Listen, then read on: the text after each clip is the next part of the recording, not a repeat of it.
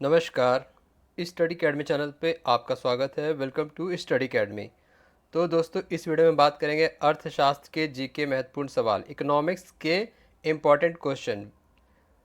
और भी इस चैनल पे वीडियोस आए हैं। विज्ञान के अलग प्लेलिस्ट है, ज्योग्राफी का, भूगोल का अलग प्लेलिस्ट है, हिस्ट्री का, इतिहास का अलग प्लेलिस्ट है, पॉलिटी का अलग प्लेलिस्ट है। उन सभी प्लेलिस्टों को आप ज़रूर देख लीजिए और मैं गारंटी देता हूँ कि आपका किसी भी परीक्षा में 80% से सवाल चूकेगा नहीं। तो आप उन सारे प्लेलिस्ट को जरूर देखिए। किसी परीक्षा के लिए तैयारी कर रहे हैं तो स्टैटिक जीके और करंट अफेयर्स के लिए हमारे चैनल को सब्सक्राइब जरूर करें। तो चलिए शुरू करते हैं वीडियो को। अर्थशास्त्र जीके सवाल, इकोनॉमिक्स टॉप जीके। तो पहला सवाल है, नाबार्ड नाबार्ड की स्थापना डैश सिफारिश पर की गई थी? National bank for agriculture and rural development. तो किसकी सिफारिश पे इसकी स्थापना की गई थी? इसका सही जवाब होगा ऑप्शन ए, बी शिवरमन समिति। बी शिवरमन कमेटी से यानी समिति, इनकी सिफारिश पर की गई थी 1982 में। 1982 में नाबार्ड की स्थापना की गई थी। 12 जुलाई इसका स्थापना दिवस होता है। ठीक है, और इसका हेडक्वार्टर कहाँ है? मुंबई में। तो रूरल सेक्टर के लिए और कृषि के लिए जो ऋण देता है और योजनाएं लाता है, उसको अप्रूव करता है, वो नाबार्ड करता है। National bank for agriculture rural development यानी कि राष्ट्रीय कृषि और ग्रामीण विकास बैंक, इसके नाम में ही है राष्ट्रीय कृषि और ग्रामीण विकास बैंक। तो इसके लिए, कृषि के लिए और ग्रामीण विकास के लिए ये जो बैंक, इसकी स्थापना की गई थी नाबार्ड, बी शिवरमन समिति के तहत 12 जुलाई 1982 को। हेडक्वार्टर मुंबई में है। वर्तमान में इसके चेयरमैन कौन है? शाजी केवी। शाजी केवी इनके चेयरमैन हैं नाबार्ड के। नेक्स्ट है, निम्नलिखित में से कौन सा 7वां पंचवर्षीय योजना का एक मुख्य उद्देश्य था? 7वां पंचवर्षीय योजना पूछा जा रहा है।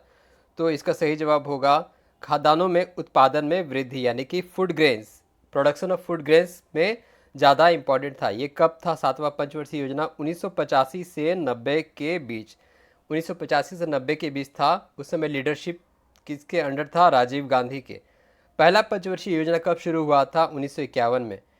1951 में पहला पंचवर्षीय योजना शुरू हुआ था और आखिरी जो हुआ था 12वां, वो 2017 में ख़त्म हुआ, क्योंकि इसकी शुरुआत हो गई थी 2012 से। उस समय यूपीए गवर्नमेंट थी और ये एंड हुआ 2017 में। तो आखिरी जो पंचवर्षीय योजना थी, 12वीं पंचवर्षीय योजना, 2017 में वो ख़त्म हुआ। उसकी अवधि थी 2012 से 2017। नेक्स्ट है, विमुद्रीकरण की घोषणा कब हुई थी, यानी कि डीमोनेटाइजेशन? तो इसका सही जवाब होगा ऑप्शन डी, 8 नवंबर 2016। 8 नवंबर 2016 को रात में हुई थी इसकी घोषणा, डीमोनेटाइजेशन। इससे पहले भी डीमोनेटाइजेशन हुई थी 1946 और 1978 में।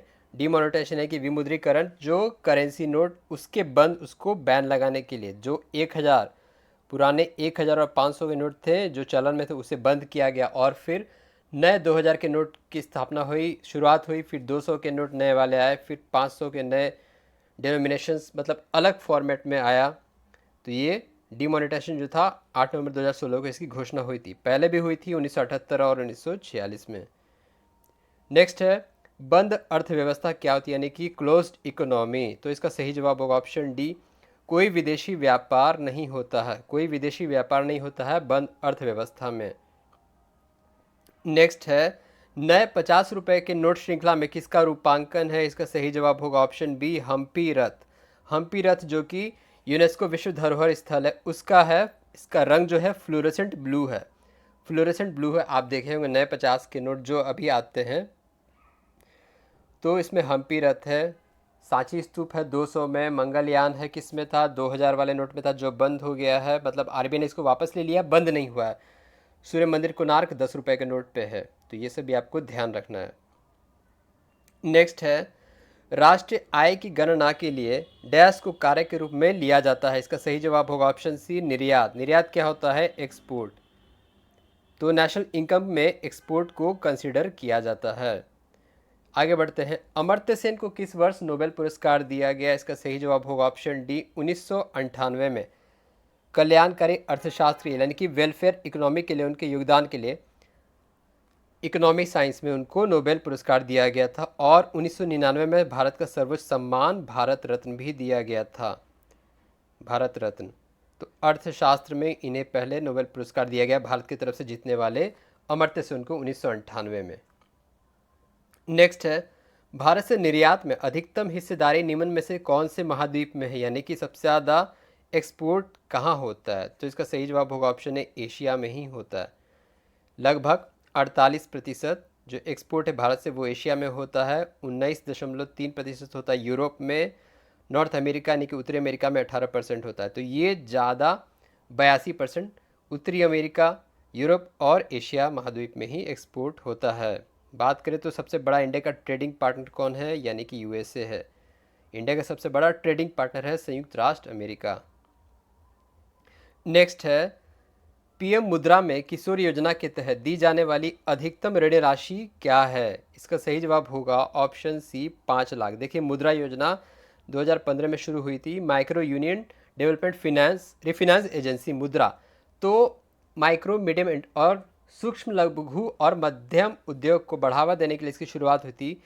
शिशु जो है, शिशु, किशोर, तरुण, इसमें 3 तरह के ऋण दिए जाते हैं, शिशु, किशोर और तरुण। शिशु में क्या रहता है, 50,000 का ऋण दिया जाता है, किशोर में 50,000 से 5 लाख दिया जाता है और तरुण में 5 से 10 लाख।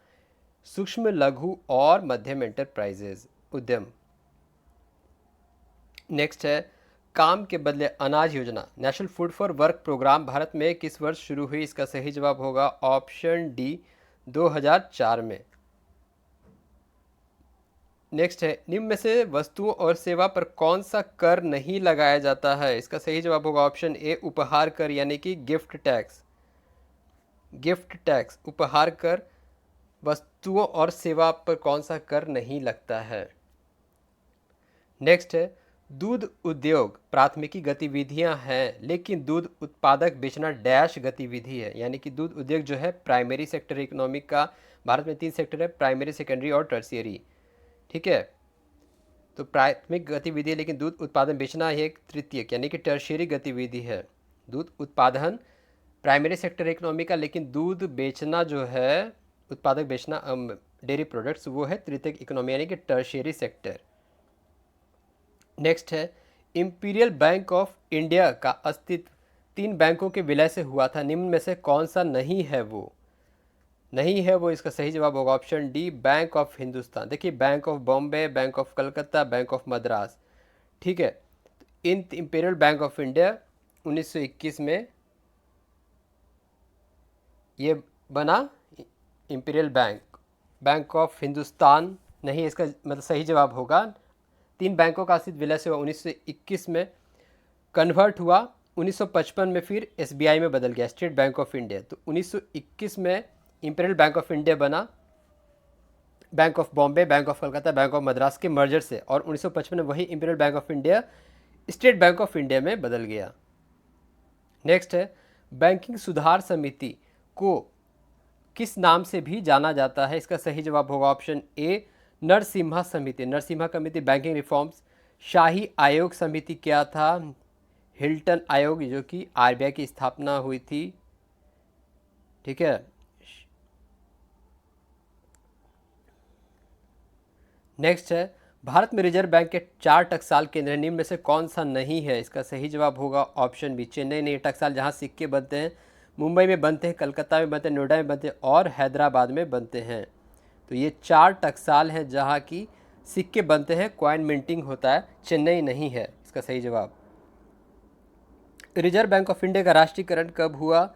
इसका सही जवाब होगा ऑप्शन सी, 1949। 1949 में हुआ, 1 जुलाई को। स्थापना कब हुआ था? 1 अप्रैल 1935 को। 1 अप्रैल 1935 को अधिनियम 1934 के तहत, 1934 एक्ट के तहत। वर्तमान में आरबीआई के गवर्नर कौन है? शक्तिकांत दास। हेडक्वार्टर है मुंबई में। अभी हाल ही में इसका 90वां स्थापना वर्ष मनाया गया था। गिनी गुणांक किसका मापक है? इसका सही जवाब होगा आय विषमता, इनकम आय विषमता।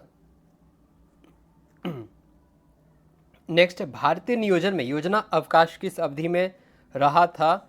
इसका सही जवाब होगा ऑप्शन सी, 1966 से 69 के बीच। 1966 से 69 के बीच रहा था। नेक्स्ट है, वर्तमान में राष्ट्रीय आय की गणना किस संस्था के द्वारा की जाती है? इसका सही जवाब होगा option B CSO, central statistics office, यानी कि केंद्रीय सांख्यिकी केंद्रीय सांख्यिकी संगठन सांख्यिकी संगठन केंद्रीय सांख्यिकी संगठन, जिसका हेडक्वार्टर दिल्ली में 1951 में इसकी स्थापना हुई थी। मौद्रिक नीति पैनल यानी कि मॉनेटरी पॉलिसी कमेटी में कुल कितने सदस्य होते हैं? इसका सही जवाब होगा ऑप्शन ए 6 होते हैं। 3 RBI से होते हैं और 3 भारत सरकार से होते हैं। इसको हेड करते हैं कौन? RBI के गवर्नर। तो 6 सदस्य होते हैं। इसकी शुरुआत हुई थी 2016 में। तो ये थे इकोनॉमिक अर्थशास्त्र के टॉप क्वेश्चंस, और आप बाकी के प्लेलिस्ट जरूर देखिए, साइंस, ज्योग्राफी, हिस्ट्री, पॉलिटी और इकोनॉमिक्स। वीडियो देखने के लिए आपका धन्यवाद। Thank you.